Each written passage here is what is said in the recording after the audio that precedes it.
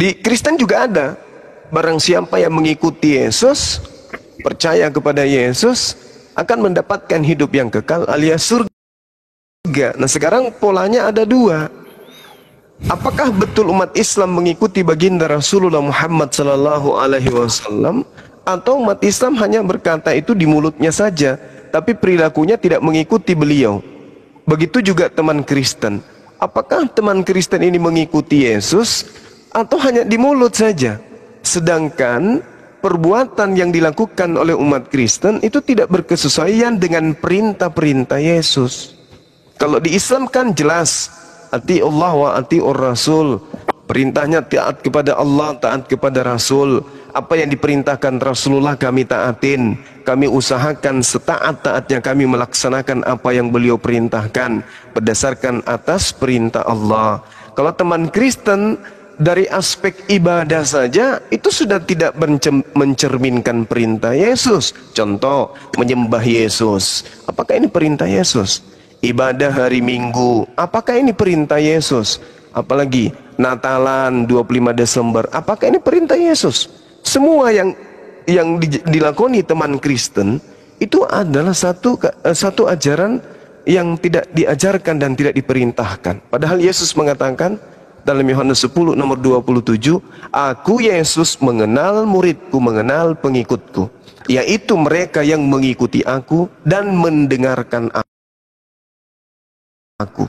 Berarti kalau mendengarkan Yesus, ya mentaati perintah Yesus. Di saat Yesus sholat, maka yang mendengarkan dan mengikuti sholat. Saat Yesus puasa, maka yang mengikuti dan mendengarkan puasa.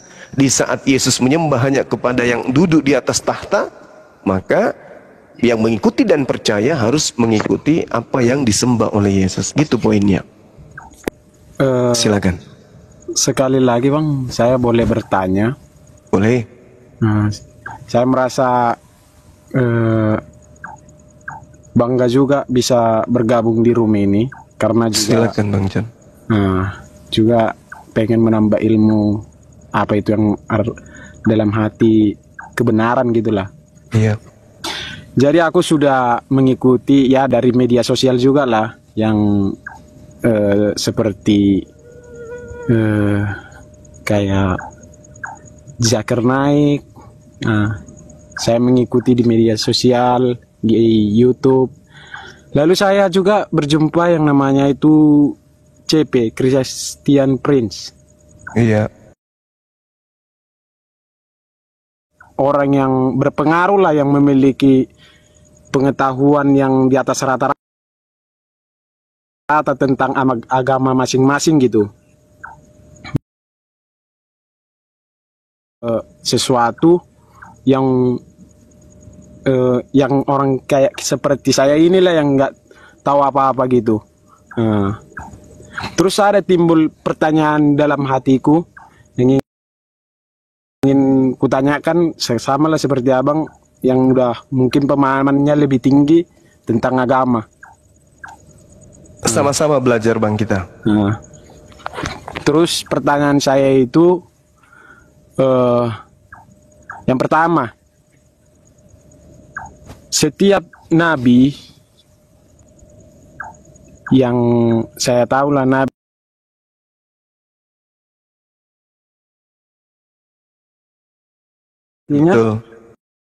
nubuat itu sama seperti mukjizat.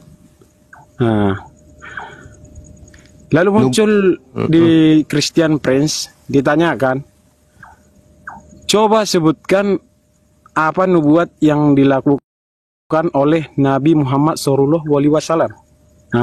Iya. Terus aku mencari-cari di setiap lawan debatnya itu, tidak ada itu sendiri. Jadi aku bukan membandingkan, tapi cuman mencari seseorang nabi lah yang begitu aku sendiri aja takjub sama nabi tersebut, walaupun saya Kristen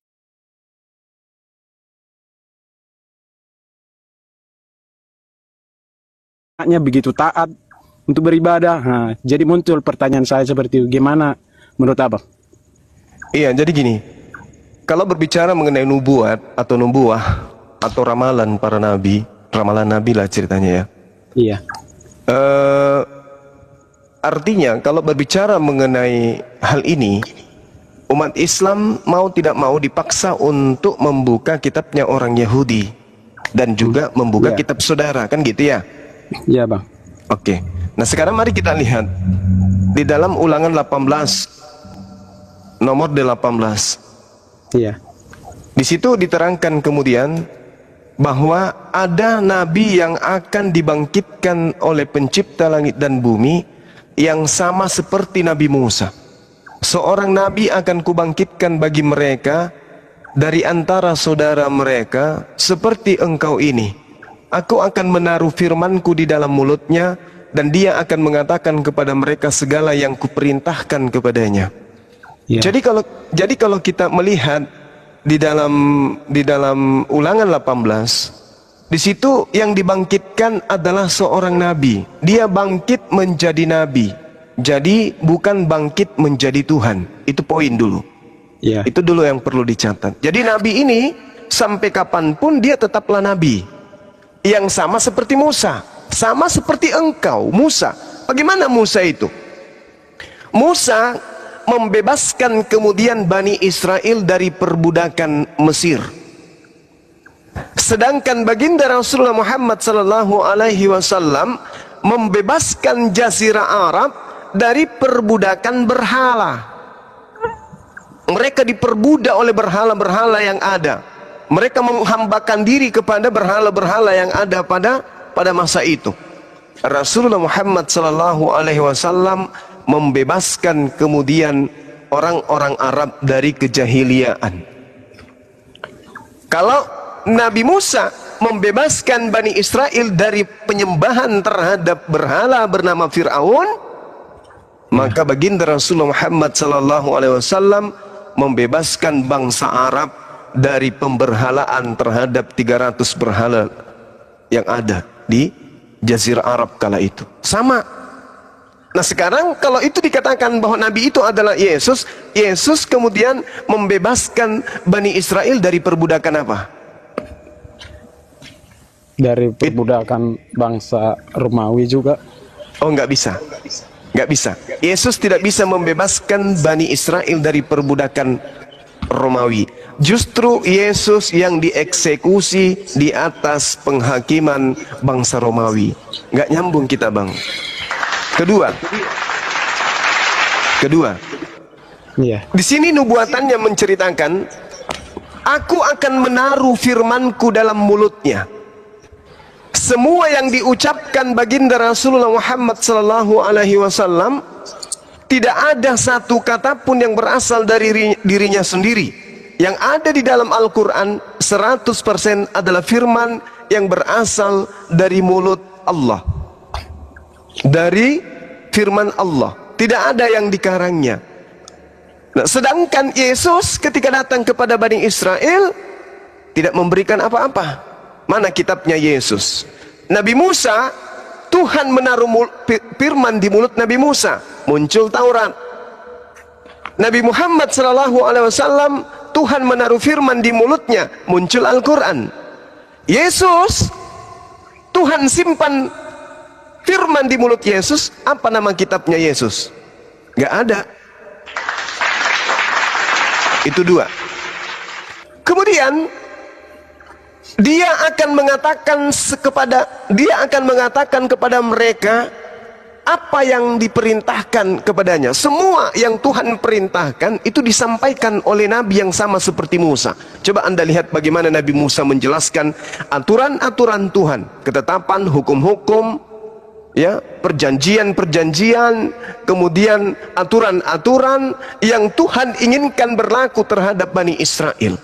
Itu juga dilakoni oleh baginda Rasulullah Muhammad SAW. Semua aspek aturan, hukum-hukum, keinginan-keinginan Tuhan itu tersampaikan dari lisan baginda Rasulullah Muhammad SAW.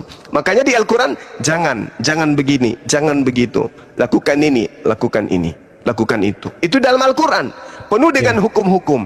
Nah sekarang Yesus mau bawa hukum apa? Dan apa nama kitabnya? Nah, Yesus gugur di situ.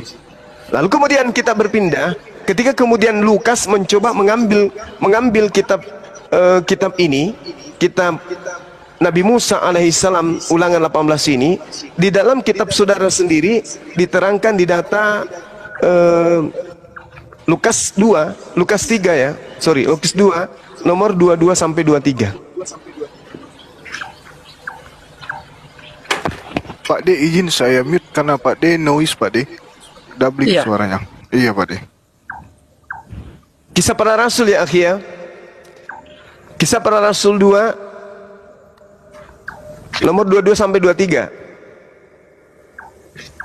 Khotbah Petrus itu Gurunda ya. Bukan. Kok saya jadi lupa? Baik. Yang nubuat tentang nabi yang sama seperti Musa. Oh, di dalam Kisah Para Rasul 13. Bukan 13. Ayo teman-teman di bawah, ayo. Sama seperti Musa, itu Iya. kan? Iya betul. Kisah Para Rasul. Betul? Assalamualaikum Gurunda Zuma, sebelum John Kisah sambil Para Rasul menunggu 3. Iya. izin perkenalkan diri juga. Saya salah satu yang diamanahkan menjadi di divisi medsos gitu, karena banyak teman-teman yang nggak percaya gitu ya Bung Zuma. Iya. Ya, izin bentar ya Bang. Jadi teman-teman yang di bawah yang ingin mendaftar menjadi anggota API atau yang belum terdaftar juga menjadi anggota API, teman-teman bisa follow ini akunnya Mbak Mikaela. Teman-teman bisa langsung DM Mbak Mikaela, tanyakan terkait pendaftaran API seperti apa, dan juga tanyakan kenapa saya belum terdaftar menjadi anggota API. Sudah berapa lama nih saya daftar tapi belum ada jawaban. Teman-teman bisa DM nih Mbak Mikaelanya atau langsung follow juga Mbak Mikaelanya. Seperti itu ya. Dan di profil Mbak Mikaela ini sudah ada link untuk melakukan pendaftaran menjadi anggota API. Ada Itu lagi Kisah yang Para ingin Rasul ditambahkan? 737 akhi Juma. 3 akhi. Ini sengaja supaya teman-teman bawa ingat. Ini udah pernah sering diberikan. Jadi Ini kisah loh, ini saya bacakan ayatnya. Iya, silakan. Musa ini pula lah yang berkata kepada orang Israel, seorang nabi seperti aku ini akan dibangkitkan Allah bagimu dari antara saudara-saudaramu. Kisah Para Rasul 737. Iya. Oke, itu salah satunya ya. Saudara siapa namanya? John. Nah, kita lihat yang kita dengarkan yang Akhi Sugi tadi sampaikan, dan kita lihat di dalam Kisah Para Rasul 3 nomor 22 sampai 23.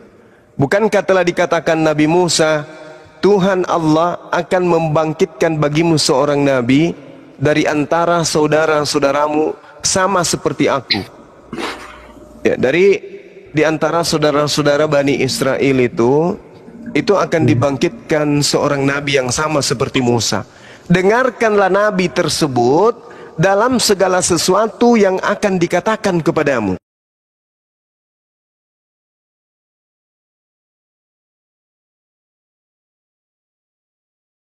Sedangkan yang ada di dalam Kristen, mohon maaf, yang berkata adalah Lukas, yang berkata adalah Markus, yang berkata adalah Yohanes, yang berkata adalah Petrus, yang berkata adalah Paulus. Sedangkan nabi yang dimaksud ini sama seperti Musa. Musa satu-satunya sumber. Ketika Nabi Musa alaihissalam diutus kepada Bani Israel, satu-satunya sumber pada saat itu adalah Nabi Musa alaihissalam. Maka sejatinya nabi yang sama seperti Musa ini akan datang selaksana Nabi Musa alaihissalam, yaitu baginda Rasulullah SAW yang akan memberikan hukum-hukum. Al-Quran 22 tahun kurang lebih diwahyukan oleh Allah, semuanya bersumber dari mulut baginda Rasulullah Muhammad SAW tanpa campur tangan dari sahabat-sahabat yang lain. Lalu ayat 23-nya dikatakan, dan akan terjadi, nah tuh, akan terjadi bahwa semua orang yang tidak mendengarkan Nabi itu akan dibasmi dari umat kita, akan dibasmi, akan dibunuh dari umat kita.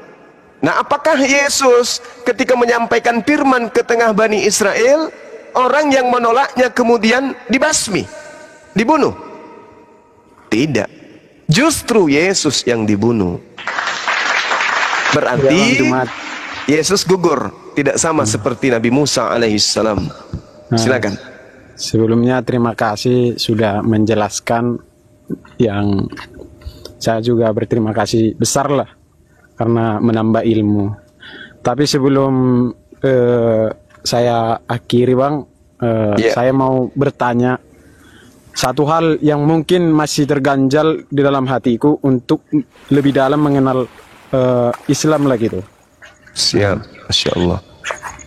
Jadi pertanyaanku ini Bang, kita kan beragama itu artinya sekalipun orang berbuat salah sama kita, sekalipun orang menghina orang menghina agama kita, kita tetap harus memaafkan orang tersebut kan? Iya, betul. Nah, pertanyaanku, kalau kita ada orang yang menghina, ya mungkin seperti Nabi Muhammad gitu, berarti seperti yang kulihat tanggapan abang terhadap orang yang menghina agama, menghina baginda Muhammad, Bang Zuma berani memenggal kepalanya tersebut. Dalam artinya, saya bertanya untuk selanjutnya, bukankah agama itu mengajarkan kita untuk memaafkan, bukan untuk menghalalkan darah orang yang bersalah sama agama kita? Itu yang aku bingung. Kenapa ada kata menghalalkan darah orang? Seharusnya dia bersalah, kita yang memiliki logis berpikir, kita memaafkan dia karena nggak ada juga manfaatnya kita menceramai dia, karena kan dalam logisnya dia nggak mau menerima apa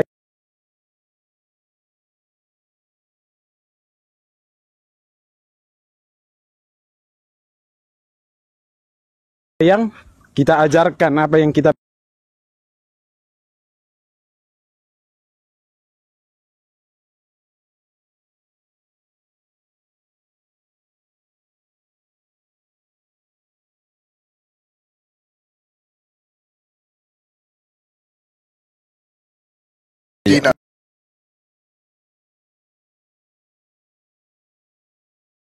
Bismillahirrahmanirrahim.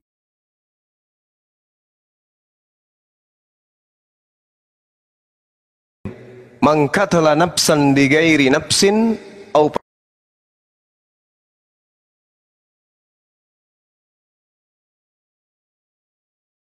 fasadi fil ard faka'annama qatalan nas jami'.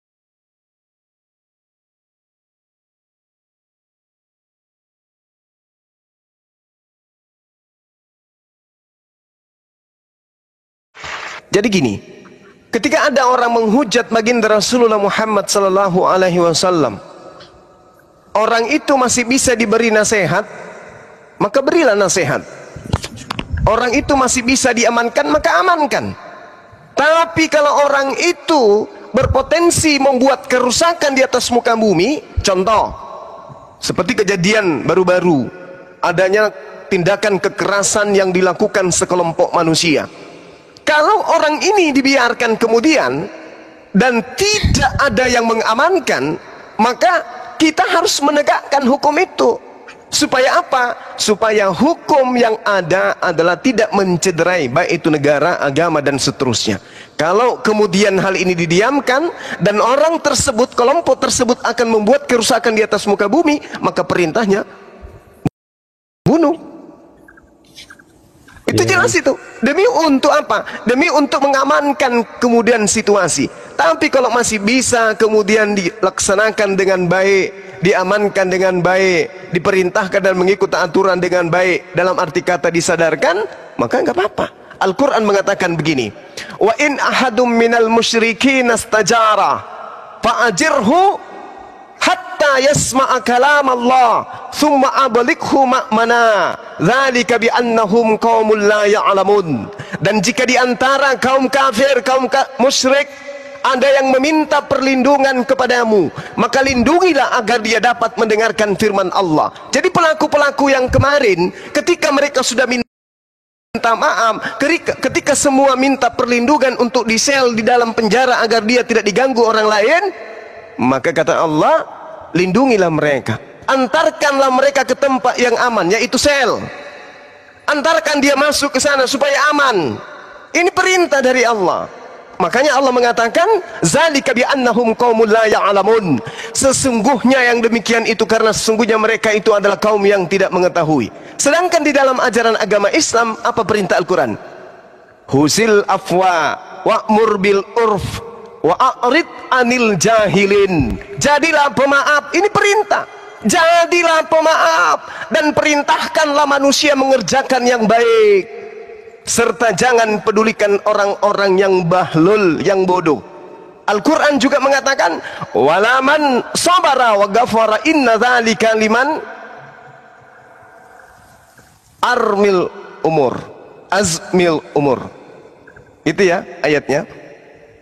Di situ dikatakan, tetapi barang siapa bersabar dan memaafkan, sungguh yang demikian itu termasuk perbuatan yang mulia. Ini Al-Quran yang mengatakan itu. Jadi Allah subhanahu wa ta'ala menjelaskan, wa jaza'u sayyi'atin sayyi'ah misluha faman afa wa aslaha fa ajruhu 'ala Allah innahu la yuhibbuz zalimin.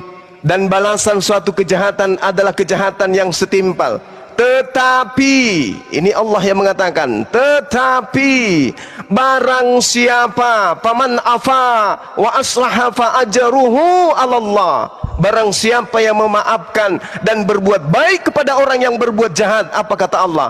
Mereka akan mendapatkan pahala dari sisi Allah. Sungguh Allah tidak menyukai orang-orang yang zalim. Jadi kalau ada yang minta maaf, maafkan meskipun mereka berbuat jahat. Ini perintah.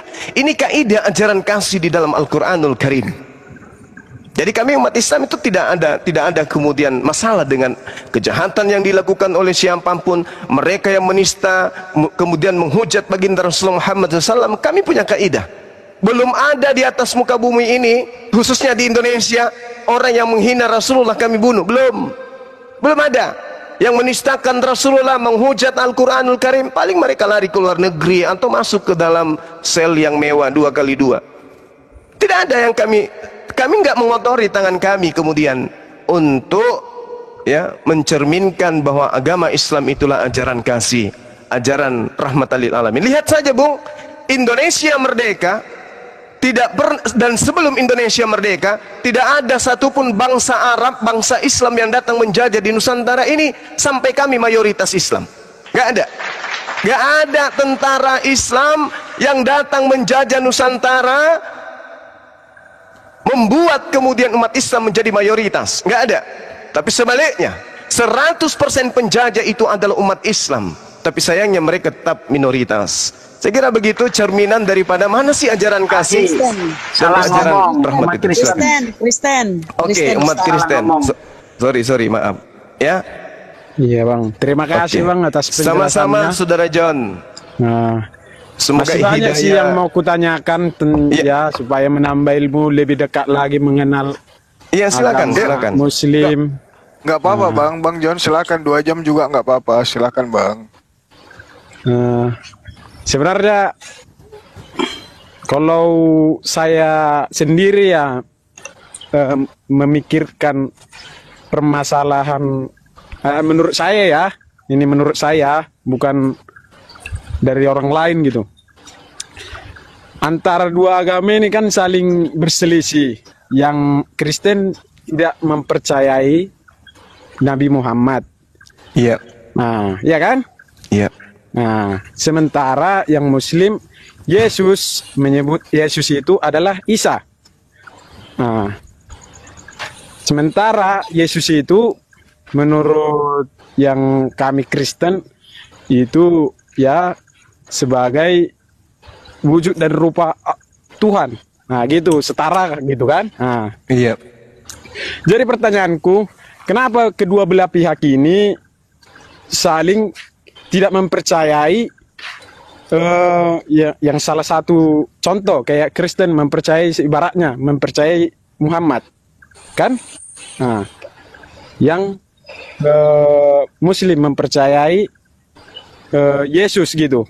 Nah, baru ditemukan yang lebih, menurut saya ditemukan kebenaran atau fakta yang menuju siapa sosok sebenarnya di antara yang dua ini yang benar gitu kan. Nah, coba kita pikir ibaratnya seperti itu. Lalu siapa orang yang berani menjamin kan gitu, karena ini terjadi ribuan tahun atau ratusan tahun kita nggak tahu. Nah, karena udah terjadi peperangan, udah terjadi tsunami. Nah, bahkan dokumen-dokumen yang membuktikan ini saya sendiri, mungkin kalau ada orang yang berani mengucapkan ini betul, saya nggak percaya. Nah, kan gitu. Tapi karena kita udah lebih canggih pemikiran kita, bisa memikirkan yang logika gitu. Nah, berarti kita harus bisa menerima salah satu gitu. Gimana menurut abang jawabannya? Baik Bang ya, saya ambil dari sisi Islam aja dulu. Ya. Al-Quranul Karim menjelaskan, Bismillahirrahmanirrahim, wa ikhwanuhum yamuddunahum fil ghayyi summa la yuqsirun, dan teman-teman mereka orang-orang kafir dan fasik membantu setan di dalam menyesatkan manusia, dan mereka orang kafir tidak akan henti-hentinya menyesatkan. Ini dicatat dulu Bang, dicatat dulu. Kemudian Al-Quran juga mengatakan dengan sangat jelas, inna syaitana lakum adu fattakhidhuhu aduwa innama yad'u hisbahu liyakunu min ashabis sa'ir. Sungguh setan itu musuh bagimu, maka perlakukanlah setan itu sebagai musuh, karena sesungguhnya setan itu hanya mengajak golongannya agar mereka menjadi penghuni neraka yang menyala-nyala. Itu yang kedua, dicatat. Kemudian Al-Quran juga menarasikan dengan sangat jelas, wala tattabi'u khutuwati syaitan. Ini diterangkan, ini untuk siapa? Untuk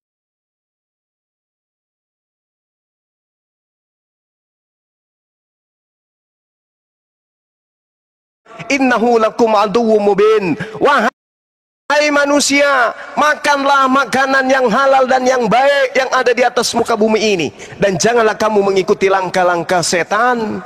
Sungguh setan itu musuh nyata bagimu. Itu yang ketiga.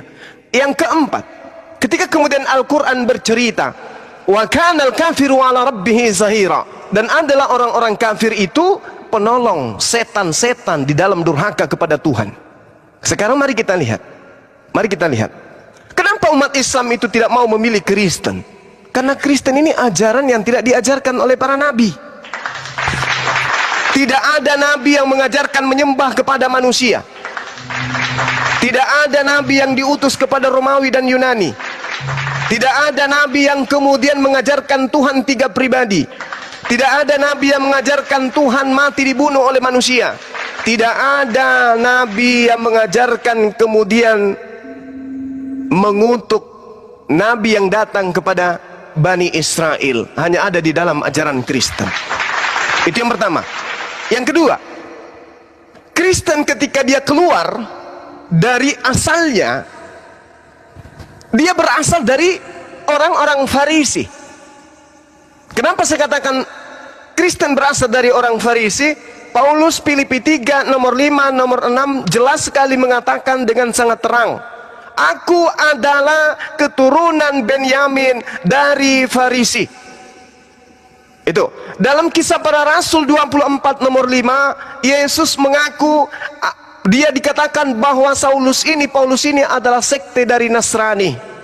Sangat jelas. Lalu kemudian nabi yang datang yang saya katakan tadi, yaitu Nabi Isa alaihissalam, dikatakan oleh Allah, wa isqalallahu ya Isa bin Maryam a anta qulta linnas takhizuni. Wahai Nabi Isa, adakah engkau mengajarkan mereka untuk menyembah dirimu selain daripada aku? Nabi Isa alaihissalam Allah, aku tidak pernah kemudian mengatakan apa yang bukan hakku untuk aku katakan. Ma qultu lahum illa ma amartani bi ani ubudullah rabbi wa rabbakum. Aku tidak pernah mengatakan kepada mereka kecuali apa yang engkau perintahkan kepada aku. Sembahlah Allah, Tuhanku dan Tuhanmu. Itu yang aku perintahkan. Nah sekarang mari kita lihat Kristen. Siapa yang memerintahkan menyembah Yesus? Semua bibir kaku untuk menjawab itu. Tidak ada, mau dia pendeta, mau dia pastor, mau apapun dia, sekolah teologi, S3, S5 dan SSS. Ketika ditanya siapa yang memerintahkan kamu menyembah Yesus, mereka tidak akan pernah menjawab. Tidak akan pernah bisa menjawab dengan jelas. Pasti dia melarikan materinya. Al-Quran mengatakan bahwa Nabi Isa alaihissalam memerintahkan Bani Israel menyembah kepada Allah, Tuhanku dan Tuhanmu. Ani abudullah rabbi wa rabbakum. Wahai Maria, jangan kesentuh aku, tapi pergilah kepada saudara-saudaraku, katakan kepada mereka, aku akan pergi kepada Allah, Tuhanku dan Tuhanmu. Makanya kami tidak mau menerima Kristen. Itu yang terakhir. Kenapa umat Islam itu tidak mau menerima Kristen? Yang pertama, seluruh rangkaian ibadah yang dilakukan oleh orang Kristen itu tidak ada perintahnya di dalam kitabnya. Kitab mengatakan A, praktek mengatakan Z, gak nyambung. Contoh, diperintahkan di dalam Keluaran 31 nomor 16-17.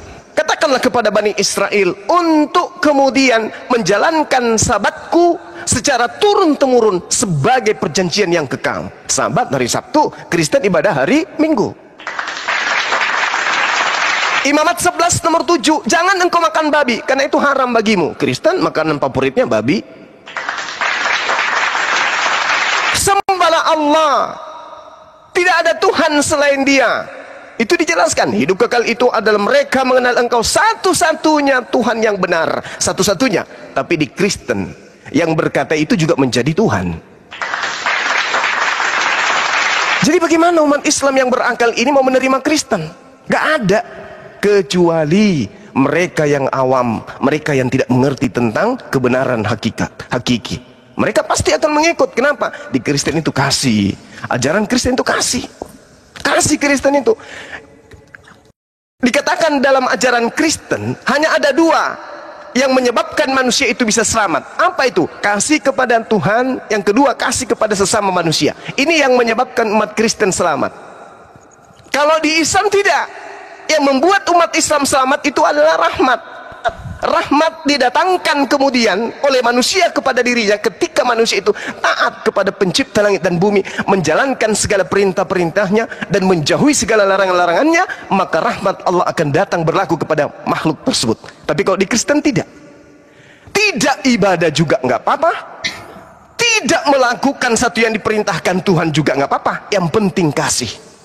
Makanya dikatakan di dalam Galatia 5 nomor 1, dengan matinya Yesus di atas tiang salib, kita telah dibebaskan dari apa? Dari kuk penghambaan. Kita sudah dibebaskan dari aturan-aturan Tuhan. Itu, kita sudah dibebaskan. Kemudian Efesus 2 nomor 15. Dengan matinya Yesus, Dia telah membatalkan segala perintah yang ada di dalam hukum Taurat. Bahkan dikatakan kalau kau menyunatkan dirimu, maka Yesus Kristus tidak akan berguna bagimu. Ini perintah. Semua dilanggar perintah-perintah Tuhan itu. Nah, kita kasih saja, tetapi atas perintah Tuhan. Yosua 22 nomor 5, ternyata kasih itu adalah taat kepada perintah Tuhan. Ulangan 11 nomor 1, ternyata kasih itu adalah taat kepada perintah Tuhan. Bukan kasih mengasihi orang sedikit-sedikit ngomong santun, iya Pak, iya Bu, iya silakan. Bukan itu yang disebut kasih. Kasih itu tidak seperti itu. Kasih itu adalah mengajarkan anak keturunan kita untuk menyembah kepada Allah. Kasih itu adalah mengajarkan kepada anak keturunan kita untuk taat kepada hukum-hukum Tuhan. Bukan membatalkan hukum Tuhan, lalu ya kasih aja, yang penting kita kasih. Apa itu? Entahlah, yang penting kasih. Memaafkan kali? Mungkin. Tapi perintah Tuhannya dijalankan nggak? Enggak. Kenapa bisa? Karena sudah dibatalkan. Siapa yang membatalkan? Ya Paulus yang membatalkan dengan menjadikan Yesus sebagai pembatal di atas tiang salib. Saya kira gitu, Bung. Silakan.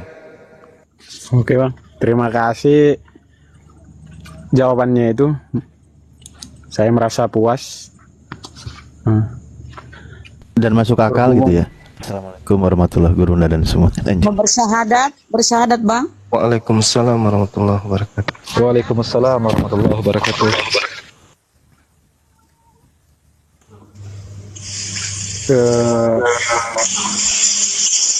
Saya berterima kasih kepada Bang Zuma atau yang mendengarkan juga. Berhubung besok saya mau kerja juga, ini saya berada di Malaysia lagi kerja. Ya, terakhir dari saya, Bung, sebelum Bang John turun, boleh ya? Ya, sebagai pendidikan yang berharga lagi tuh, karena kita yang beragama harus saling mengajarkan tentang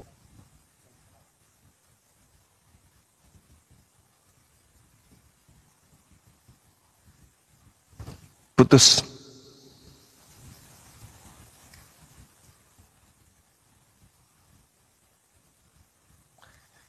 Jaringannya itu.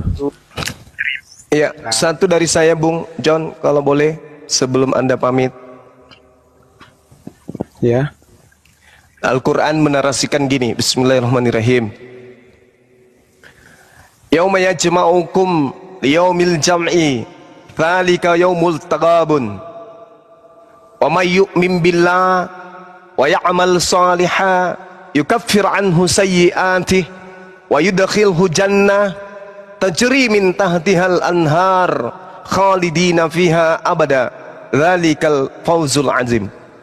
Ingatlah pada hari di mana kita akan dikumpulkan oleh Allah. Manusia semuanya akan dibangkitkan dari kubur, dibangkitkan dan dihimpunkan kemudian di hari kebangkitan. Itulah hari di mana kita akan dihakimi oleh Allah. Dihakimi, diungkapkan semua kesalahan-kesalahan kita. Saban hari hanya menyembah kepada sesama makhluk.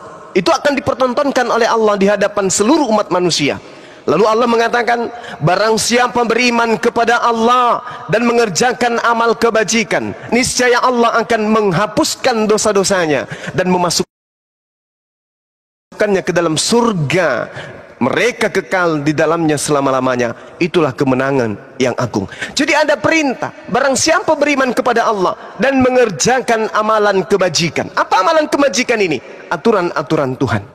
Sedangkan kalau di Kristen, di dalam Ibrani 6 nomor 1, sebab itu marilah kita tinggalkan hukum-hukum pertama, perintah-perintah pertama, ajaran-ajaran pertama, asas-asas pertama dari ajaran tentang Yesus, dan beralih kepada perkembangannya yang penuh. Janganlah kita diletakkan lagi dasar pertobatan dari perbuatan-perbuatan yang sia-sia dan dasar kepercayaan kepada Tuhan.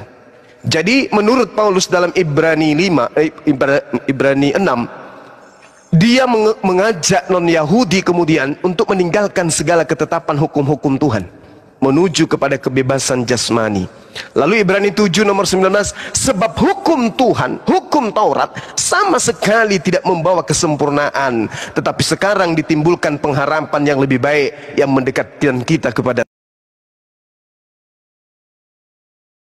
Theos. Hukum Taurat katanya adalah sesuatu yang tidak membawa kesempurnaan. Ini ajakan. Makanya orang Kristen membawa kitabnya orang Yahudi, tapi hanya sebagai simbol, hanya sebagai pelengkap penderita. Dia tidak dipraktekkan, juga tidak dijalankan dalam kehidupan beragama, hanya sebagai perhiasan saja. Malah dikatakan hukum Taurat itu sama sekali tidak membawa kesempurnaan. Sedangkan Tuhan yang memiliki hukum Taurat di dalam Ulangan 6 jelas sekali, satu perikop kita baca, perintah Tuhannya, laksanakan hukum Taurat, jangan kau kurangi. Di Ulangan 4, jangan kau tambahi, jangan kau kurangi, supaya berlanjut hidupmu bahagia dan seterusnya. Beritakan, ajarkan, tanamkan kepada anak-anakmu tentang hukum-hukumku, baik dia sedang berjalan, sedang duduk, sedang berbaring di rumah ataupun di mana, tetaplah kau melaksanakan hukum-hukumku. Ini perintah Tuhan. Tapi dia mengatakan hukum Taurat sama sekali tidak membawa kesempurnaan. Nah inilah kenapa kami tidak menerima agama Kristen itu. Demikian saudara John, saya mendoakan saudara, mudah-mudahan hati anda dilembutkan, pikiran anda bisa kemudian dianugerahkan oleh Tuhan untuk menelaah kebenaran itu sendiri. Demikian. Amin. Terima kasih Bang. Terima kasih Sama-sama, sebelumnya. saudara. Sama-sama. Saya kira dari semua yang Abang katakan itu mudah-mudahan bermanfaat sama saya, karena saya juga ya seperti di tempat kerja saya itu bisalah dihitung Kristen, makanya itu saya ya kenapa saya bingung di media sosial ini ya. Di media sosial itu saya bingungnya dua agama ini saling berdebat lah tentang yang tidak mereka ketahui lah, bisa saya bilang. Tapi ada orang ya sedikit-sedikit mengetahui, contoh sama seperti Bang Zuma mungkin mengetahui sedikit lah. Nah, sementara yang tidak mengetahui sok-sokan mengatakan hal-hal yang tidak dia ketahui, kan gitu. Nah, tapi yang perlu saya katakan itu, saya tinggal di Malaysia, semua pekerja beragama Muslim, 2 orang kami Kristen, baik-baik aja di lingkungan masing-masing. Kenapa di setiap media sosial ini dipeributkan seakan-akan keduanya itu hampir mau perang gitu. Nah, itu yang membuat aku takut suatu saat nanti terjadi hal-hal yang di luar jangkauan kita lagi itu. Nah, padahal kalau kita lihat di kehidupan sehari-hari kerja baik-baik, tidak ada menceritakan tentang agama. Tapi kalau saya lihat bagus, teman sekamar saya semuanya Muslim. Yang satu itu nggak pernah lupa sholat. Nah, kalau ada abang itu nonton di sini, bisa kayak saya kasih tahu namanya. Namanya Bang Cecep, asalnya dari Sukabumi. Masya Allah. Dia itu yang mengajarkan aku. Dia itu sekamar sama saya. Dia nggak pernah menceritakan, Bun, kenapa sih kalian mempercayai Yesus? Kan gitu. Nggak pernah dia mengatakan kayak gitu. Tapi saya merasa bangga, merasa salut lah gitu. Merasa salut sama dia. Karena dia itu nggak pernah menyinggung tentang keyakinan saya gitu. Tapi saya merasa, ini abang ini nggak kayak Muslim pada umumnya yang sering-sering mengatakan, oh Bun, kalau Kristen gini-gini, jangan mau kamu lagi menyembah begituan. Kan begitu kan? Nah, jadi yang saya pelajari itulah Islam yang sesungguhnya. Itulah yang aku suka. Nah, mungkin di keselanjutannya gitu, mungkin kalau lama sebenarnya abang itu mungkin dia bisa membimbing aku secara langsung di sini. Tapi berhubung abang itu sudah pulang ke Sukabumi, udah selesai kontrak dia, jadi kulihat di sekitarku itu semuanya ya baik sih, tapi lebih baik abang itulah gitu. Karena yang lain kadang kita ngobrol, dia menyinggung. Itu sesuatu hal yang menurutku lumrah lah untuk dia dibicarakan gitu. Tapi terima kasih abang sudah mau mendengarkan saya mendengarkan abang. Mungkin lain waktu kita bisa mendiskusikan, membicarakan tentang agama yang lebih sehat, lebih tenang, nggak perlu menggebu-gebu. Itulah yang bisa saya sampaikan untuk malam ini. Untuk semua yang di sini saya merasa senang lah. Kita nggak perlu menghujat, kita nggak perlu mengatakan hal-hal yang tidak perlu di luar logika kita gitu, kan gitu. Kita kalau saya suka itu mengajarkan orang itu secara halus, nggak perlu menjelekkan, tapi buat orang tertarik. Seperti Bang Cecep itu, itulah yang aku suka. Itulah Islam yang sesungguhnya menurutku ya, menurutku. Karena di kehidupanku aku lihat sendiri, bukan aku lihat di media sosial, kan gitu. Jadi terima kasih lah. Oke. Untuk Bang Zuma. Iya. Bang, boleh nggak satu sesi lagi? Saya menjelaskan ini sebelum Anda turun. Boleh. Baik, saudara saya. Jadi gini. Apa yang saudara alami terhadap saudara Cecep, itulah gambaran Islam yang sebenarnya. Itulah gambarannya, itulah bukti. Anda minoritas seorang diri dikelilingi oleh orang mayoritas. Tapi tidak ditekan, kemudian tidak ada yang datang kepada saudara membujuk saudara untuk mengatakan bahwa Tuhan kami itu adalah Yesus. Tuhan kami, Yesus itu adalah Allah, supaya Anda ikut ke Islam. Itu. Sebaliknya, yang Anda lihat di atas itu seperti gunung es, tapi di bawahnya itu rapuh. Kenapa di bawahnya rapuh saya katakan demikian? Karena sejatinya perintah di dalam Bible itu, beritakanlah Injil kepada seluruh makhluk. Kami pun ingin tenang, Bang. Kami ingin tenang, kami ingin beribadah dengan damai. Kami ingin kemudian beribadah kepada Allah tanpa ada gangguan. Tapi apalah arti ibadah kami ketika kiri kanan kami, muka belakang kami itu dengan keadaan yang tenang, saudara-saudara kami murtad, meninggalkan Islam. Disebabkan karena apa? Adanya misionaris yang bukan hanya terselubung, tapi justru misionarisnya itu dari kitab saudara sendiri. Contoh, tak kasih dalil di dalam Filipi 2 nomor 6 dan seterusnya. Dan yang walaupun dalam rupa Allah, coba, tidak menganggap kesetaraan dengan Allah sebagai milik yang harus dipertahankan, melainkan telah mengosongkan dirinya sendiri dan mengambil rupa seorang manusia dan menjadi manusia, dan dalam keadaan sebagai manusia Allah telah merendahkan dirinya dan Allah taat sampai mati, bahkan mati di atas kayu salib. Itulah sebabnya Allah sangat meninggikan dia, dan karenanya kepada namanya di atas segala nama. Ini coba Anda lihat nih. Jadi di sini kalau Anda lihat di KBBI, Allah ini adalah nama Tuhan dalam bahasa Arab. Kenapa kemudian dibaca Allah? Supaya identitas Tuhannya umat Islam itu dikaburkan. Padahal di dalam kitab saudara yang ditulis Allah ini adalah Tuhannya umat Islam. Coba buka KBBI sekarang. Apa itu Allah?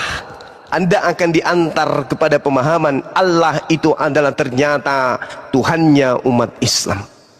Tapi dipakai oleh agama Anda kemudian untuk memurtadkan orang, supaya orang Islam yang awam bisa dengan mudah masuk ke agama Kristen, dikarenakan di kitab sucinya Kristen ternyata juga ada Allah sama aja. Udah, baiklah kita masuk Kristen aja. Di Kristen enak, kita tidak perlu begini, kita tidak perlu begini. Habis itu kita dikasih Indomie, dikasih cangkul, dikasih bibit, dikasih ini dan itu, dikasih sekolah gratis, anak kita diberikan kesehatan gratis dan seterusnya, pendidikan gratis dan seterusnya. Ternyata Tuhan kita sama aja. Pindah yuk. Ini yang terjadi, Bung. Sehingga fenomena yang ada di Indonesia ini, kami para apologet hadir bangkit untuk mencegah itu semua. Untuk mencegah itu semua.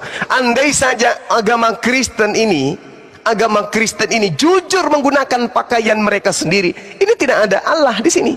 Yang mereka tuliskan di sini Tuhan atau dewa, atau Sang Hyang Widi, atau Sang Dewata.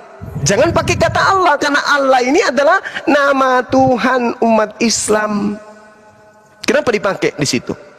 Supaya bisa menjebak jiwa-jiwa yang rapuh, yang tidak memahami Al-Quranul Karim. Makanya kami ada. Sedangkan cerminan Islam yang seharusnya yang seperti saudara saya alami.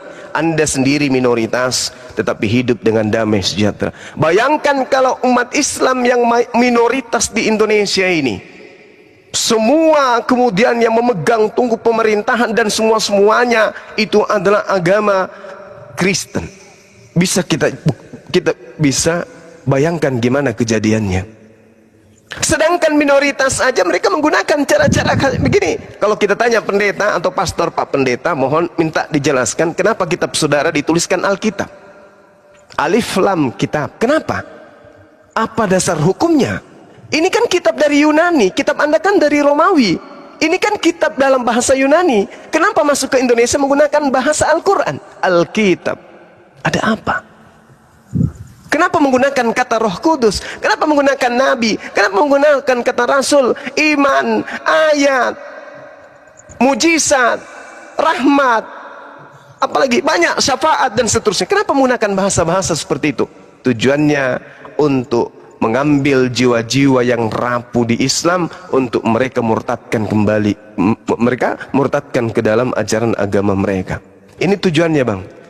Harusnya kita berdiri sendiri, Kristen dengan kekristenannya percaya diri, Islam dengan keislamannya seperti yang ada sekarang. Jangan saling ngikut. Ini sekarang, kenapa kita saling ngikut? Karena agama Anda yang menyerempet masuk ke agama kami. Maka kami tidak membiarkan itu, maka kita saling sikut. Saling sikut artinya kita saling berdiskusi di sini. Coba kalau Kristen seperti Hindu, Kristen seperti Buddha, mana ada pernah Islam dan Hindu, Buddha kemudian berdiskusi tentang agama? Nggak pernah. Kenapa? Hindu percaya diri dengan kitabnya, Buddha percaya diri dengan kitabnya. Tapi giliran Kristen, Anda buka dari lembaran pertama, di situ langsung bertemu dengan nama Tuhannya umat Islam.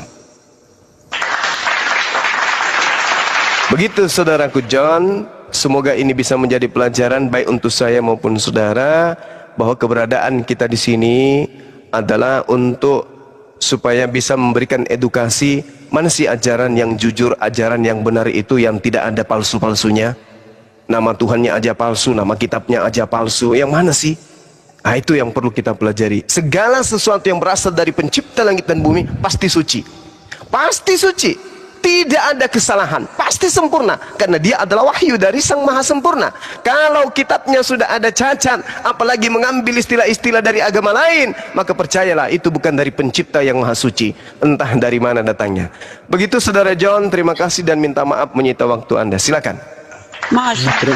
Terima kasih ya Bang Jumat. Baik saudaraku John, sehat selalu, jaga diri di sana baik-baik ya. Ya. Mungkin kalau ada waktu lagi kita bisa berdiskusi, membicarakan ya berdiskusi yang sehat lah. Aku suka yang berdiskusi yang sehat, jangan kita ya arogan. Sama, kami pun demikian, karena Al-Quran membimbing kami untuk itu. Iya. Silakan. Jadi untuk semuanya terima kasih. Saya undur diri. Nah, kalau ada waktu kita bisa berdiskusi. Banyak sih yang pengen saya tanyakan, tapi ya kita juga kerja cari nafkah untuk keluarga juga kan. Nah. Iya betul. Di sini udah hampir mau jam 1 di Malaysia. Iya Bang. Oke Bang. Istirahat aja dulu Bang ya, istirahat ya. Iya. Terima kasih Bang. Makasih. Terima kasih Bang John. Sehat selalu. Dah. Ini ada Vincent. Vincent ini Kristen. Dia Kristen tapi pakai nama begitu. Halo Vincent, selamat malam. Silakan dibuka mic-nya. Vincent. Halo Bang. Iya. Silakan Vincent. Ada yang ingin disampaikan? Iya gini kan, kalau memang benar itu Allah SWT, coba tunjukkanlah dulu dari kitab suci mana aja sebelum Muhammad lahir bahwa nama Tuhan itu Allah SWT. Coba kalian tunjukkan dulu. Kan kalian bilang tadi itu nama Allah itu dipakai Kristen. Berarti kan kalian sama-sama kan Allah SWT dengan Yahweh. Coba tunjukkan dulu dari kitab suci manapun sebelum Muhammad lahir bahwa nama Tuhan Allah SWT. Bisa kalian tunjukkan? Bisa Bang. Mana tunjukkanlah, tunjukkan. Tapi santai. Jangan emosi. Kau kasih data, jangan modal bacot. Jangan emosi Bang, santai. Jangan emosi. Belum kau mulai kasih data ya. Tunjukkan nama Tuhan bahwa nama Tuhan Allah SWT. Nah, inilah ciri-ciri penghujat sebelum dari Muhammad pihak lahir. Iya, jangan Ya. jangan emosi, santai aja. Iya santai. Saya hadapi kamu santai. Oke, baik. Mute host. Apakah saudara tahu arti daripada Subhanahu wa Ta'ala yang disingkat SWT itu? Iya, kamu tunjukkan aja dulu. Enggak, saya tanya dulu Bang. Saya tanya, apakah saudara tahu? Saya enggak mau lebar-lebar. Enggak, masalahnya SWT itu aja dulu bahwa nama Tuhan itu Allah. Gini Bang Vincent ya. Subhanahu wa Ta'ala yang disingkat SWT itu bahasa Arab. Lalu kemudian Anda bertanya, apakah ada di kitab sebelum Nabi Muhammad SAW itu Subhanahu wa Ta'ala? Jelas nggak ada Bang. Karena kitab yang datang kepada Nabi Musa berbahasa Ibrani. Yesus mengajarkan ajarannya menggunakan bahasa Aramaik. Tetapi kalau kita melihat gelar Allah Subhanahu wa ta'ala, Maha Suci, Maha Tinggi, itu bertaburan di kitabnya orang Yahudi. Di dalam Yesaya 5 nomor 6, demikianlah Tuhan seru sekalian alam, yang dipermuliakan oleh keputusan hukumnya, Allah yang Maha Suci lagi Maha Tinggi. Yesaya 57 nomor 15, Akulah Allah yang Maha Tinggi lagi Maha Suci, yang hidup selama-lamanya. Jelas ini. Ini jelas ini. Jadi Tuhan kami itu Maha Suci, Maha Tinggi. Jadi Tuhannya Bani Israel Maha Suci, Maha Tinggi. Yesaya 57 nomor 15, Yesaya 5 nomor 16. Cuma di situ tidak ada mengatakan Allah SWT. Kau paham nggak? Nah, oke. Semua orang udah paham penjelasan Di situ tidak ada di bahasa aslinya pun tidak ada nama Allah SWT, menunjukkan Allah SWT, Allah Yahweh. Saudara sekali lagi saya katakan. Saudara, sekali lagi saya katakan kepada saudara, Tuhannya Bani Israel itu Maha Suci lagi Maha Tinggi. Sekarang saya tanya, Yesus Maha Suci, Maha Tinggi kagak? Tuhan kami Maha Suci, Maha Tinggi, Subhanahu wa ta'ala. Tuhannya Bani Israel Subhanahu wa ta'ala Maha Suci, Maha Tinggi. Yesus Maha Suci, Maha Tinggi kagak? Bro, Anda kan nama Tuhan Anda kan Allah SWT kan? Itu gelar, bro. Aku minta itu tunjukkan. Gelar. Itu gelar yang dinisbahkan kepada pencipta langit dan bumi. Maha Suci, Maha Tinggi. Mana nama Tuhan? Sekarang Tuhannya Bani Israel itu disebut Maha Suci, Maha Tinggi. Jelas itu. Kita tidak bisa mungkiri itu. Allah Subhanahu wa ta'ala dikatakan di dalam kitabnya orang Yahudi dengan sebutan Gobah. Gobah itu artinya Maha Tinggi, Maha dahsyat dia. Lalu dikatakan dia Maha Suci, dalam kitabnya orang Yahudi disebut Qadas, Maha Suci. Jadi Tuhannya Bani Israel Qada wa Qadas, Maha Tinggi, Maha Suci. Sama dengan Tuhan kami Maha Suci, Maha Tinggi, Subhanahu wa ta'ala. Itu Tuhan yang kami sembah. Sekarang Tuhan yang Anda sembah bernama Yesus. Pertanyaan saya, nama Tuhan Allah SWT. Apakah Tuhan yang Kristen yang bernama Yesus itu Maha Suci, Maha Tinggi? Jawab. Aku bukan minta pengertiannya. Saudara, Subhanahu wa ta'ala itu bahasa Arab. Coba kau tunjukkan bahwa nama Tuhan itu Allah SWT. Itu bahasa Arab. Subhanahu wa ta'ala Qadas. Coba kau tunjukkan. Itu dalam bahasa Ibrani. Kenapa Anda jadi lingu? Kok jadi lingu? Kenapa diturunkan, host? Biarkan jadi tontonan 9.000 orang betapa rendahnya agamanya. Betapa gilanya mereka menyembah makhluk yang kotor, najis dan terkutuk. Ngapain diturunkan? Dia penghujat. Enggak masalah. Supaya orang lihat siapa ajaran yang benar di sini, siapa ajaran sesat. Ini ditonton 9.000 manusia.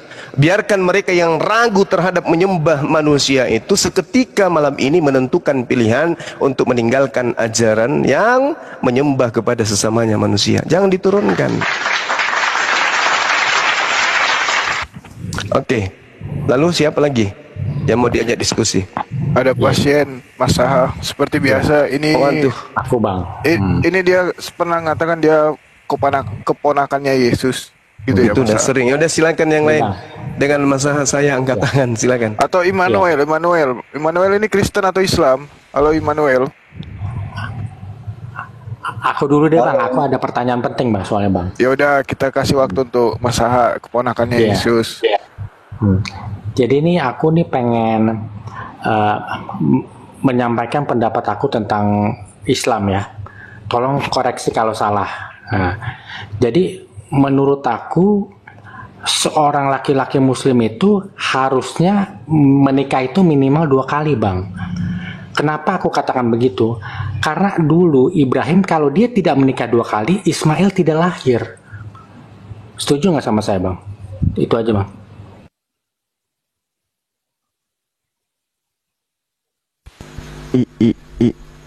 Ini parah ini. Udah susah. Itu Nabi Ibrahim. Itu Nabi Ibrahim. Kalau kayaknya saya setuju itu. Kalau Anda jadikan itu sebagai acuan, maka harusnya perempuan Kristen itu bersuami 2 kali. Karena Sarah memiliki 2 suami. Gak bisa. Al-Quran itu memberikan kemudian jalan kepada kami umat Islam dengan sangat jelas. Kalau misalnya kita ingin beristri, kalau bisa sanggup 1, 2, 3, 4. Tapi kata Allah, kalian tidak akan bisa kemudian untuk adil. Fa in hibtum alla ta'dilu fawahida, maka cukup 1 aja. Itu perintah di Al-Quran. Dan ini tidak ada di dalam agama manapun yang mengajarkan cukup 1 istri. Saya boleh taruhan. Itu nggak ada. Di dalam kitab manapun selain di Al-Quran, fawahida, itu tidak ada, cukup 1 istri. Itu nggak ada, Bung. Jadi kalau Anda mengikuti pola yang ada di Abraham, ya harusnya wanita Kristen bersuami 2. Karena Sarah suaminya 2, yaitu Abraham dan Fir'aun. 3 Malek. Iya betul. Abimelek jadi 3. Silakan. Oke, Bang Immanuel, silakan Bang. Halo, selamat malam Bang Suma. Ya, malam Saudara Emmanuel. Oke, perkenalkan saya itu Katolik. Siap. Saya itu belajar teologi itu sekitar filsafat teologi itu sekitar 6 tahun. Wah, keren. Masya Allah. Tapi keren, itu waktu ilmunya luar biasa ini pasti. Tapi waktu saya masih SMP dan SMA, jadi waktu saya belajarnya di Vatikan, Bang, bukan? Tidak. Tapi yang ngajarin lulusan Vatikan. Jadi sepanjang saya diajari tentang teologi Katolik dan filsafat, teologi dan filsafat itu 2 hal yang berjalan bersamaan, karena keyakinan saya itu konsep ketuhanan itu tidak ada yang benar-benar mutlak. Karena kita manusia, kita terbatas oleh pikiran. Bisa saja pikiran kita lah yang mengarahkan kita untuk membentuk sesuatu kepercayaan. Karena kita ini kan makhluk yang kecil. Jadi kita membutuhkan suatu sosok yang maha besar untuk menunjukkan keterbatasan kita. Itu yang saya pahami.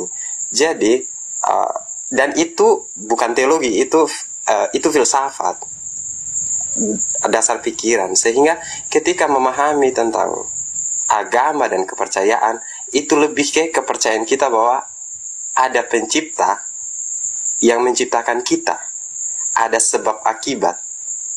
Bukan dengan berdasarkan pikiran bahwa saya mempercayai hal ini karena ada yang salah di kepercayaan orang lain, bukan seperti begitu. Tapi lebih karena kebutuhan saya akan keyakinan saya bahwa kekecilan saya ini, eksistensi saya saat ini, itu muncul karena ada yang lebih besar dari saya. Kan begitu kan pola pikirnya. Cuman kalau misalnya saya salut sama Bang Suma, kalau misalnya memberikan dakwah itu biasanya itu frontal begitu. Tapi jangan, usul saya sih, jangan sampai dakwah kita itu nanti justru mengecilkan sendiri kemahabesaran dasar dari kita mempercayai pencipta kita itu loh. Contoh tadi misalnya, kalau menurut saya ketika Vincent itu bertanya tentang ada tidak nama ala SWT dalam kitab, memang kalau secara data itu tidak bisa dibuktikan. Tapi kan jawaban yang Bang Suma ambil itu kan sebenarnya filsafat, bukan teologi.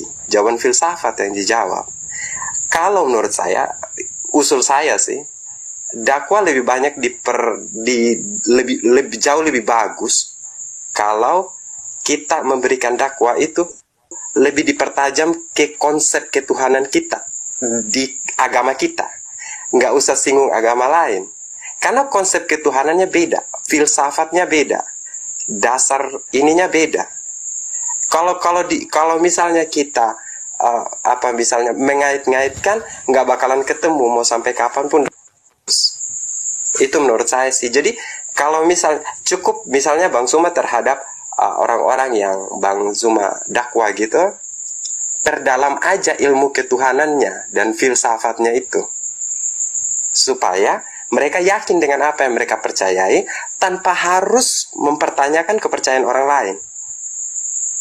Itu aja sih usul saya. Terima kasih banyak.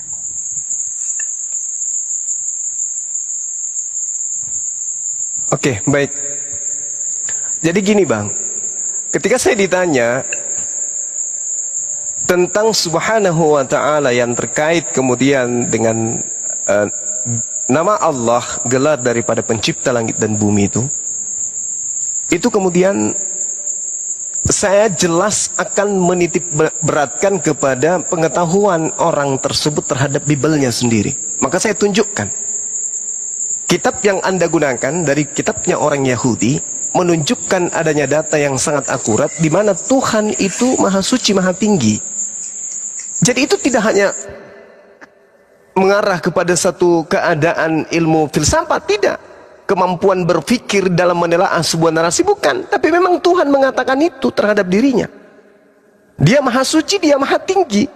Di Islam Subhanahu wa ta'ala jelas itu adalah hakikat yang mencipta. Nah sedangkan kalau kita balik kepada Tuhan yang disembah oleh orang Kristen, makhluk. Coba kita lihat di dalam 1 Korintus 15:48. Makhluk-makhluk alami sama dengan dia berasal dari debu tanah. Dan makhluk-makhluk surgawi sama dengan Yesus yang berasal dari surga. Yesus disebut makhluk di sini. Yesus disebut makhluk. Kalau Yesus disebut makhluk yang berasal dari surga, maka di dalam Roma 1 nomor 25, mereka menggantikan kebenaran Allah dengan dusta dan memuja dan menyembah makhluk dengan melupakan penciptanya yang harus dipuji selama-lamanya. Ini menyembah makhluk. Tadi yang makhluk dari surga itu siapa? Yesus.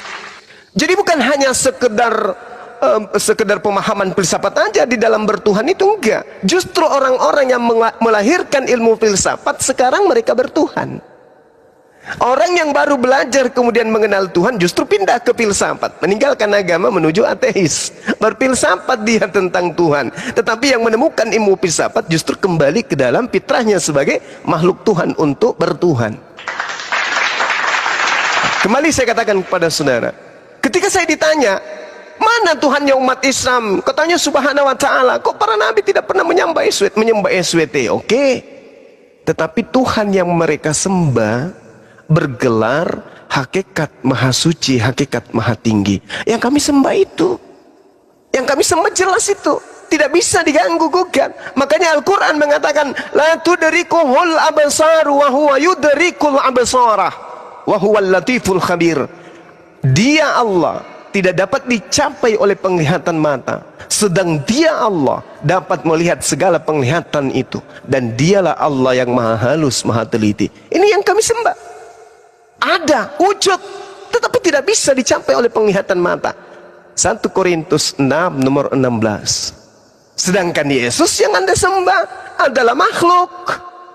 Berarti sembahan kita berbeda emang. Tapi yang Anda tanya tentang Subhanahu wa ta'ala, itulah sembahan para nabi. Maha suci, maha tinggi. Dan itu jelas terurai dalam kitabnya orang Yahudi. Salah saya kalau hal itu tidak tertulis dalam kitabnya orang Yahudi, kemudian saya mengutipnya. Yesaya 5 nomor 16, Yesaya 57 nomor 17. Tuhannya Bani Israel maha tinggi, maha suci. Malu saya mengungkapkan itu kalau itu Tuhan tidak ganakan. Tetapi Tuhan semesta alam akan ternyata maha tinggi dalam keadilannya, dan Allah yang maha suci akan menyatakan kesuciannya dalam kebenarannya. Kurang apa lagi? Makanya kami dengan Bani Israel tidak pernah berselisih tentang Tuhan. Tidak pernah berselisih tentang Tuhan. Karena kami sadar, mereka sadar, kami pun sadar bahwa kita menyembah Tuhan yang sama. Demikian, Bung.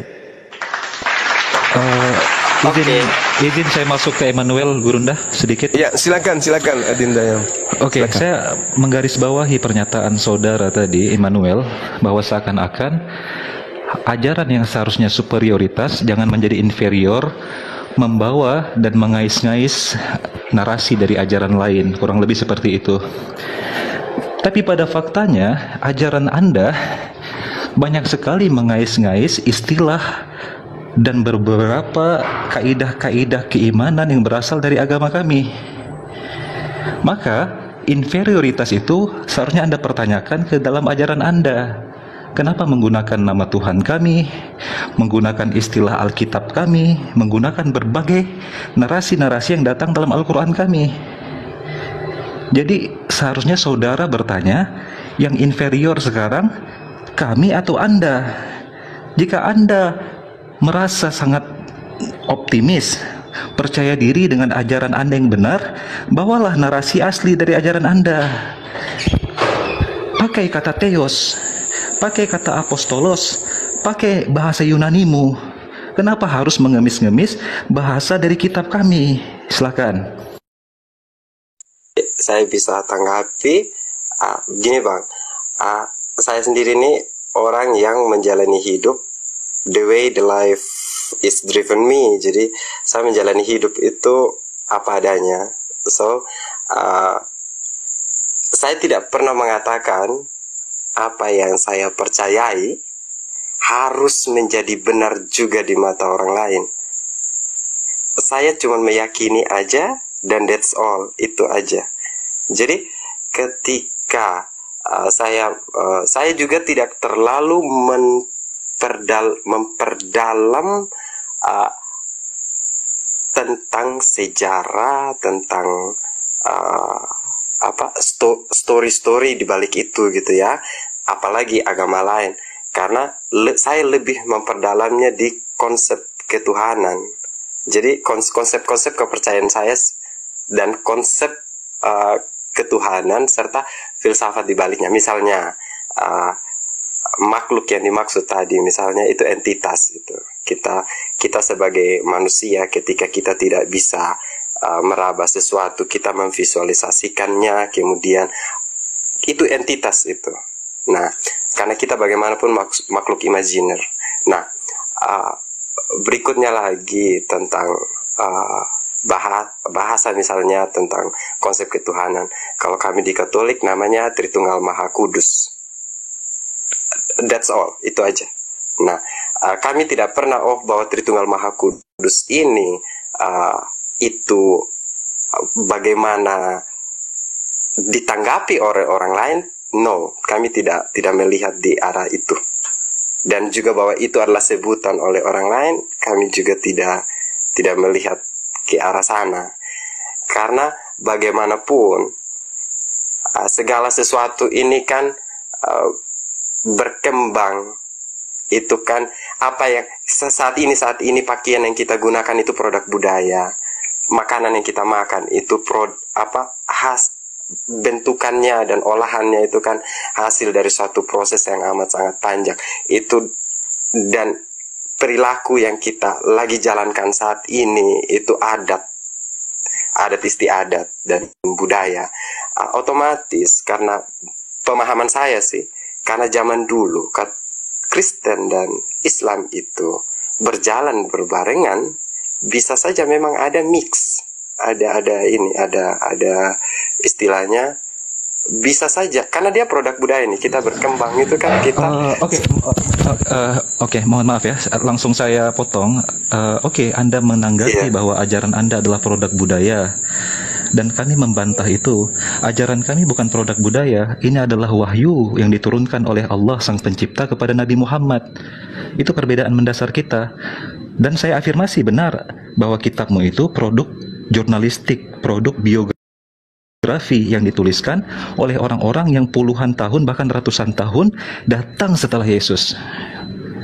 Namun kitab kami jelas diturunkan kepada Nabi Muhammad melalui wahyu dari langit dan disampaikan secara tanadzulan, berangsur-angsur. Terbukti dalam sejarah, terbukti secara empiris. Baik Bang, maksudnya saya tidak membahas Muslim bahwa mereka produk budaya. Saya hanya menjelaskan bahwa agama itu memang produk budaya. Kita kalau ritual-ritual yang kita lakukan itu memang selalu ada kaitannya dengan silahkan Anda imani bahwa ajaran Anda adalah produk budaya Yunani bercampur dengan pagan, bercampur dengan ajaran Eropa, bercampur dengan para penyembah berhala, tetapi jangan seret Islam ke dalam narasi Anda. Iya, saya paham itu. Makanya saya bilang, ketika misalnya gini ya, Hindu di Bali kan produk budaya juga. Jews itu kan Yahudi kan produk budaya juga. Konghucu kan produk budaya. Hindu di India juga kan produk budaya. Maksud saya yang saya pahami, agama itu produk dari budaya, adat istiadat. Ada kitab-kitab itu yang dibuat berdasarkan adat istiadatnya mereka dan apa yang mereka sudah lakukan, yang mereka alami selama ribuan tahun. Contoh kitabnya Oke. Saya rasa para penonton di bawah sudah bosan mendengar narasi Anda, dan inilah yang dialami oleh banyak generasi muda Kristen di Eropa dan Amerika hari ini, di mana mereka sudah melihat tidak relevan lagi membawa narasi doktrin kekristenan dalam dunia hari ini. Memang tidak relevan, nggak bisa dipakai, sehingga muncul anak-anak muda seperti Anda mengatakan ajaran yang Anda imani sebagai produk budaya, sebagai dalih bahwa ajaran Anda itu memang harus ditinggalkan. Maka berbondong-bondong orang Eropa sekarang memilih menjadi ateis, atau alhamdulillah mereka memilih jalan Islam sebagai jalan keluar dari kebingungan mereka dalam ajaran Tritunggal dan Triteos yang tidak ada ujungnya itu. Saya mengerti psikologi yang beban yang Anda bawa itu, saya mengerti. Bukan, sorry Bang, itu bukan beban Bang. Dunia menjadi lebih damai kalau itu Bang. Lihat aja realitanya. Saya tahu bahwa Anda sedang bernarasi di sini sebagai orang yang pesimistis dalam agama Anda, tetapi Anda coba bermain aman. Tetapi pada dasarnya Anda sudah sampai kepada titik bahwa ajaran yang Anda bawa, doktrinnya itu berat untuk Anda pertahankan. Silakan Gurunda Zuma.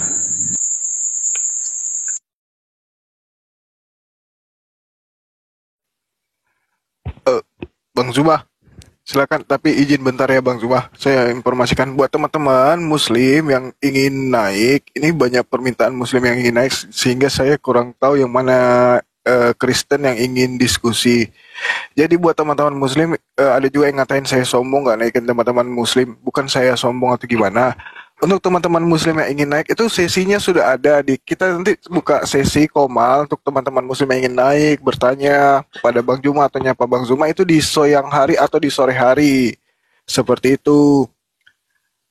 Nah, atau mungkin ada yang ingin disampaikan terkait sesuatu yang penting sekali, teman-teman bisa langsung WA saya. Link WA saya ada di profil saya. Langsung aja diklik link tersebut yang ada di bio profil. Kalau ada sesuatu yang betul-betul penting ingin disampaikan, bisa langsung WA saya. Seperti itu ya teman-teman.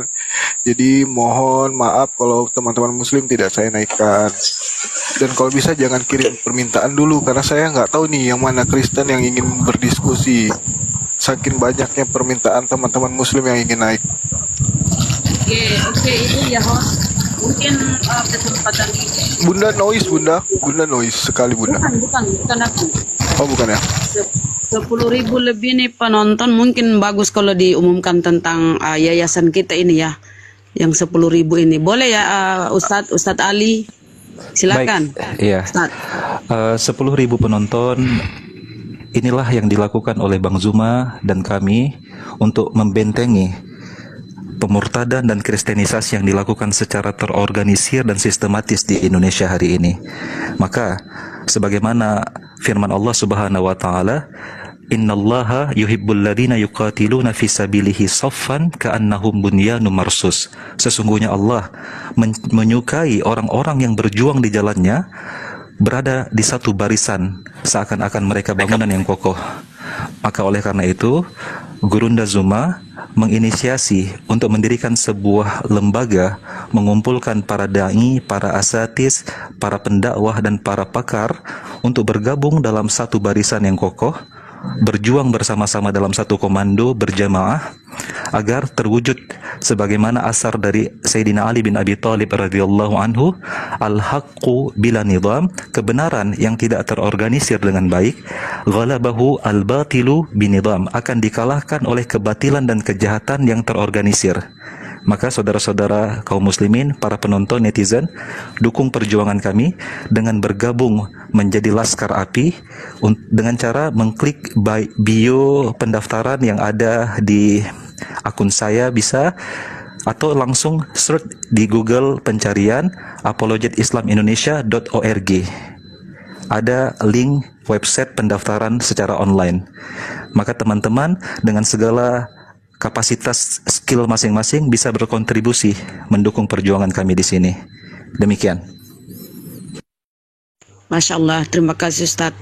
Lanjut, host. Ya, oke, saya tambahin sedikit. Jadi teman-teman yang ingin gabung bersama kita, nah itulah juga fungsinya kenapa teman-teman bisa untuk kami ajak untuk gabung bersama API. Jadi teman-teman ada yang ingin ditanyakan, sesuatu yang ingin disampaikan, teman-teman bisa tanyakan di grupnya API. Di sana ada Bang Zuma, ada Bang Ali, ada Bunda Rama, dan juga Pak Disugi, dan juga ketua kita Ustaz Alif di grup Telegram API. Jadi untuk pendaftarannya itu teman-teman bisa langsung klik di Google.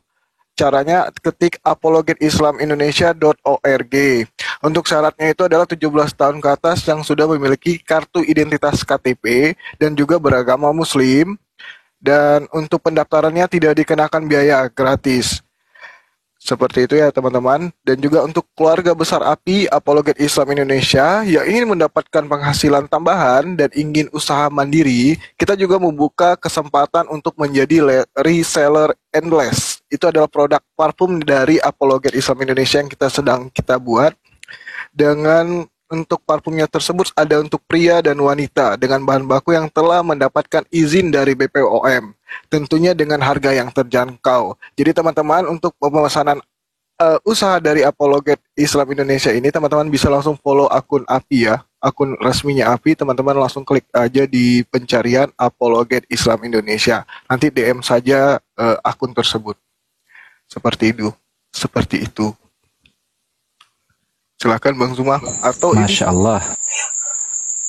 Ya, Chris. Host. Siap. Bang host, bisa saya omong sebentar sebelum saya pamit? Oke, ya kita lanjut diskusinya ya. Oke, baik. Ini lebih ke personal karena teman-teman di kolom komentar itu mengatakan 6 tahun saya belajar itu dapat zong. Iya, belajarnya di mana? Kalau saya boleh tahu, kalau saya sebagai netizen mau tanya, belajarnya di mana sih? Saya belajar di salah satu sekolah terbaik yang ada di NTT dan dia maksudnya base-nya adalah Katolik, tapi dia lebih mengajarkan kehidupan. Dan saya tidak pernah merasa saya song belajar 6 tahun itu karena buktinya saya saat ini saya adalah seorang ASN. Saya mendapatkan sekian banyak skill yang membuat hidup saya jauh lebih bermartabat. Ya, tidak perlu. Jadi tidak perlu kalau misalnya dibilang, maksudnya kalau dibilang zong, yang song itu kalau misalnya kita seorang pengangguran dan kita mengatakan 6 tahun song. Semakin Anda zong di sini ketika Anda memaparkan siapa Anda, apa pekerjaan Anda, semakin menunjukkan Anda sedang sakit Anda. Iya, maksudnya gini, Saudara Immanuel, sahabat-sahabat di bawah itu mengatakan zong. Karena 6 tahun Anda belajar tentang filsafat terkait dengan keberadaan Tuhan, keadaan Tuhan dan seterusnya, tapi ujung-ujungnya Anda nyembah manusia, itu maksudnya. Oh, saya pikir maksudnya sorry, saya pikir kehidupan saya lah yang song. Saya ingin jadi berpikir, oh no. Kalau begitu tidak masalah, kalau tidak masalah kepercayaan. Karena bagaimanapun realita itu yang utama. Tidak, Zung, silakan buktikan malam ini diskusi sama Bang Zuma ya. Oke, lanjut. Kayaknya diskusinya tidak bisa saya lanjutkan karena beda level, jadi mending saya pamit aja. Iya, level karena penyembah manusia memang beda sama kami penyembah Sang Pencipta. Oh, bukan kabur juga, Bang. Karena apa sudah istilahnya itu? Harusnya saudara Immanuel, gini Bung, harusnya Anda sebagai orang yang belajar 6 tahun itu menjadi wakil dari teman-teman Kristen kita di Indonesia ini yang menjadi bulan-bulanan dari apologet Islam ketika berdiskusi. Wakili mereka dengan Anda perlihatkan level Anda, ini loh Kristen yang benar, begini loh cara berdiskusi yang benar, begini caranya melumpuhkan argumentasi orang-orang Islam terkait berbicara mengenai ketuhanan manusia Yesus. Buktikan itu Bang, jangan malah tidak level, saya harus pergi dari sini, enggak gitu loh. Tanggapannya saya Bang Suma begini. Saya paham sekali kalau misalnya diskusi misalnya kami di sidang misalnya bahas ranperda itu saya amat sangat jago Bang. Jadi kalau misalnya kita mendiskusikan agama itu tidak akan pernah ada habisnya. Jadi saya tadi tertarik untuk pengen gabung karena ada beberapa hal yang pengen saya maksudnya bantu untuk menyampaikan itu loh. Misalnya gini, pada waktu kita berdakwah sebaiknya berdakwalah fokus kepada teologi dan filsafatnya aja. Maksudnya saya seperti ini yang sedang kita lakoni Bang. Jadi gini. Jadi gini. Ketika kemudian saudara itu tampil mewakili sebuah keyakinan, maka terlepas dari apapun saudara, ketika sudah mengatakan ini bukan level saya, itu membangunkan saudara Kristen yang sudah malas menyimak diskusi ini. Seketika mereka bersemangat, puji Tuhan, ya kan gitu.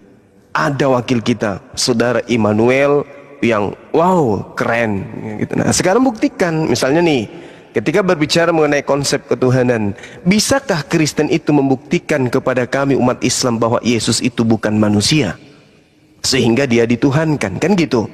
Nah dengan hadirnya saudara Immanuel sebagai seorang pakar misalnya dari bidang teologi, bidang filsafat, Anda bisa kemudian mengemas kemudian bagaimana narasi Anda sehingga orang-orang yang ada di sini itu paham bahwa Yesus itu bukan manusia sehingga layak untuk disembah. Kalau Anda mengatakan berdiskusi, berbincang tentang agama itu tidak ada akhirnya, memang gak ada akhirnya karena agama itu tidak akan pernah berakhir. Oleh karena itulah kemudian dibutuhkan para intelektual dari dua agama ini untuk menguraikan konsep bertuhan, konsep kitab, konsep kenabian, kerasulan, dan konsep keyakinan itu sendiri. Nah untuk itu bisa tidak saudara yang sudah level tinggi ini memberikan pemahaman kepada kami, khususnya saya pribadi nih, bahwa manusia Kristen berbondong-bondong menyembah anak Maria karena anak Maria itu bukan makhluk, bukan manusia. Bisa nggak? Silakan.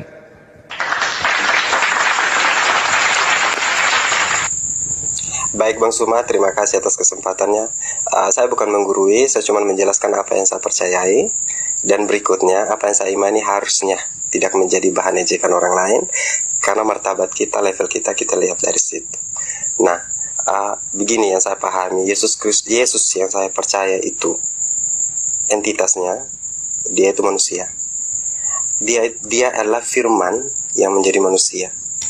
Nah, misalnya begini, kalau misalnya kita berbicara saat ini lewat HP ini, kan yang teman-teman dengarkan suaranya saya.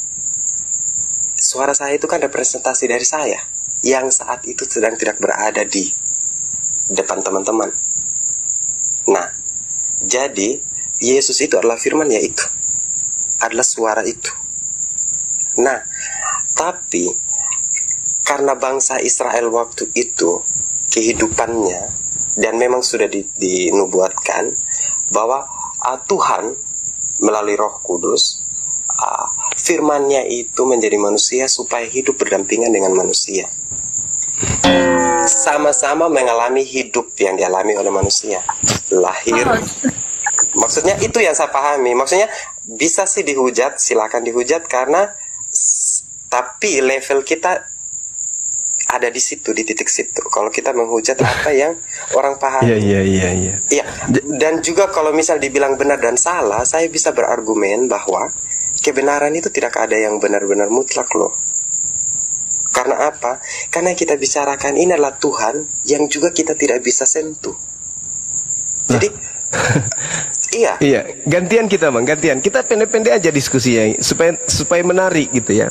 Ketika Anda bernarasi tentang firman, mengambil analogi sebagai HP dan seterusnya, level Anda hanya sama seperti akrobat Rudi Yohanes berarti. Jadi ketika Anda mengatakan bahwasanya suara Anda ada di HP dan HP itu adalah mewakili Anda, saya katakan memang betul. Anda tidak perlu ke Makassar untuk berdiskusi dengan saya, karena Anda bisa kemudian berbicara di tempat saudara. HP yang ada pada diri saya itu adalah mewakili saudara. Tapi bolehkah saya katakan ketika HP saya ini kurendam di comberan, itu sama halnya merendam Anda? Boleh nggak? Karena oke, baik. Karena Bang Zuma melihat konteks HP tadi. Anda yang menjelaskan itu tadi, bukan saya. Suara yang Bang Zuma dengar. Suara yang Bang Zuma dengar itu representasi dari saya, bukan HP tadi. Berarti bukan tubuh Yesus yang menjadi penggambaran daripada firman, tetapi suara Yesus. Betul? Memang suaranya. Berarti bukan tubuhnya. Tubuhnya dia itu manusia. Berarti suaranya bukan daripada tubuh itu, bagian dari tubuh itu. Balik lagi, suaranya itu representasi dari firman Tuhan. Bukan jasadnya berarti ya? Jasadnya dia manusia, makanya. Baik. Lalu kenapa bukan suaranya yang disalibkan di atas tiang salib? Kenapa harus jasadnya? Apakah mereka menyalibkan firmannya? Memang. Jadi gimana ini? Jadi murni orang Kristen ini ibarat ajaran sama dengan ajaran Molok. Karena yang dipersembahkan adalah murni anak manusia, gitu.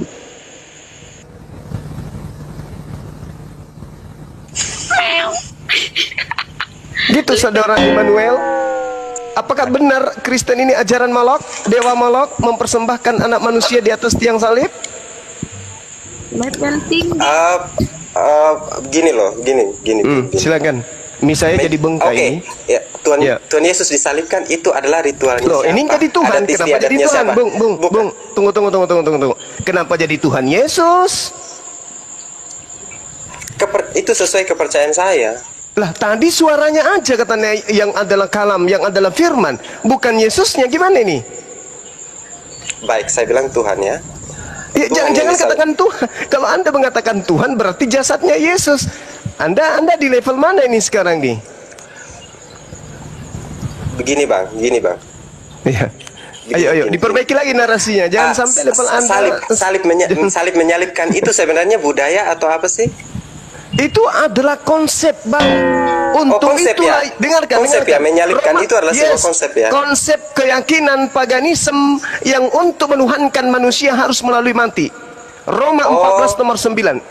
Diam. Roma 14 nomor 9. Untuk itulah jasad Yesus mati agar dia bisa dibangkitkan untuk menjadi Tuhan bagi Anda. Mana suara yang Anda katakan tadi bahwa itu adalah presentasi daripada Tuhan? Mana?